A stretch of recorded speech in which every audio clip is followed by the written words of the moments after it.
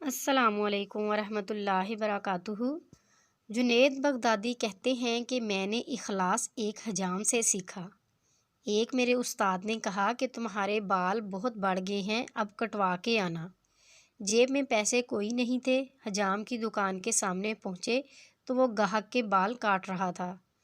انہوں نے عرض کی، چاچا اللہ کے نام پہ بال کاٹ دو گے؟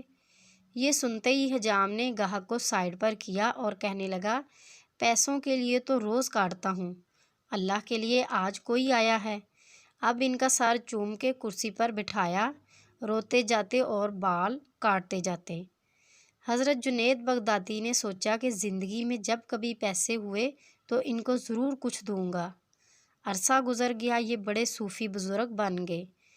ایک دن ملنے کے لیے گئے، واقعہ یاد دلایا اور کچھ رقم پیش کی تو حجام کہنے لگا، جنید تو اتنا بڑا صوفی ہو گیا، تجھے اتنا نہیں پتہ چلا کہ جو کام اللہ کے لیے کیا جائے اس کا بدلہ مخلوق سے نہیں لیتے۔ مزید اچھی سی ویڈیوز کے لیے ہمارے چینل کو سبسکرائب کریں، لائک کریں۔